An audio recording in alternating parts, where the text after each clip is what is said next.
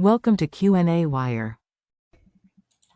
So the octahedral um, crystal field splitting takes place like this. Two of the orbitals go in a higher energy state than the ground state, and three of them come to a lower energy state. And then the ground state, we call them T2G orbitals, and this as EG orbitals. So for chromium 3 plus, we have for chromium, we know the chromium's electronic configuration is like this: argon and then 3d6 4s1.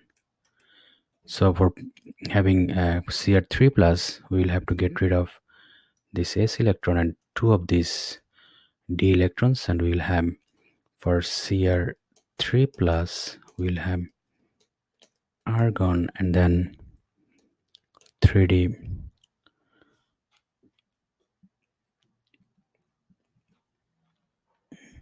Okay, so this one was 3d5, not 6. So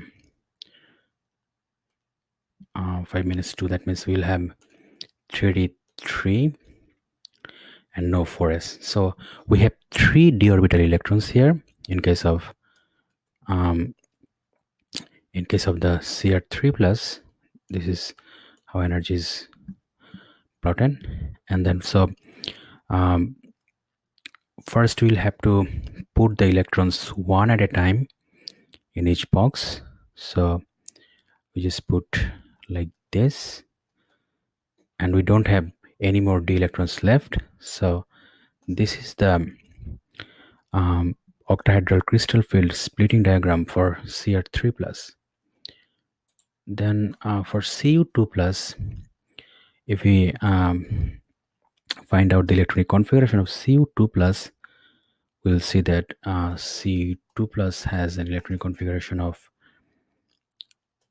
argon and then 3d9. So how it will go? So first you have to put one electron at a time, and in that case let's first put them one at a time.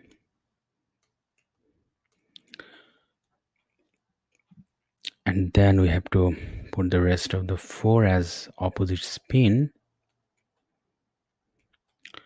So that's how the crystal field splitting diagram for Cu2 plus looks like. Then for Mn3 plus, we need to show low spin or high spin orbital or the crystal field splitting for Mn3 plus. So in case of Mn3 plus, we have an electronic configuration like this, which is argon and then 3d4. So we have 4 d orbital electrons here.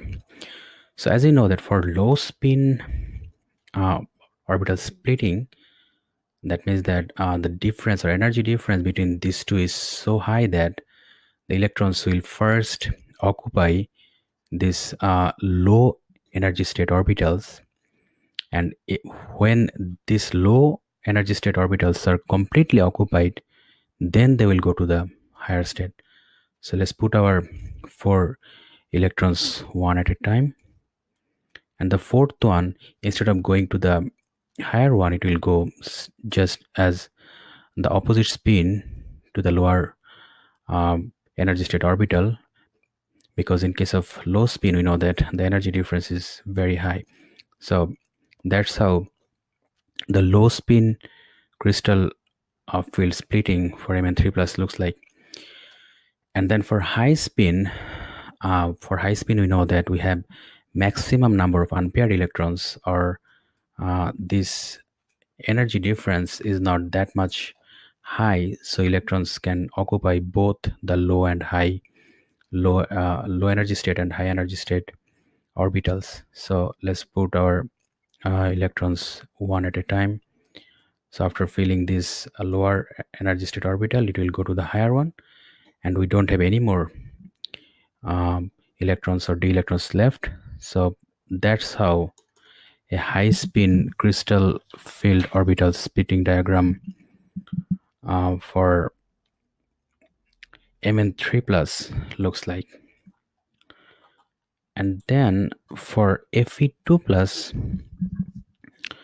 we have a formula like this, again argon, and then 3d6. So for this case, we have to find out the low spin orbital splitting. So this is a low spin.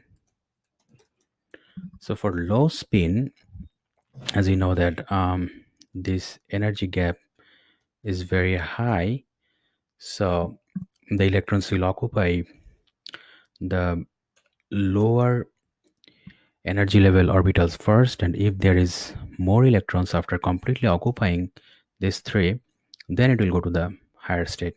Otherwise it will just only fill up this lower energy state orbitals. So first we put one electron at a time, 1 2 3.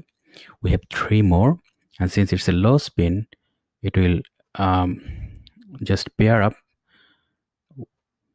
like this, and that's how the 6 d orbital electrons of the Fe2 plus will occupy the orbitals.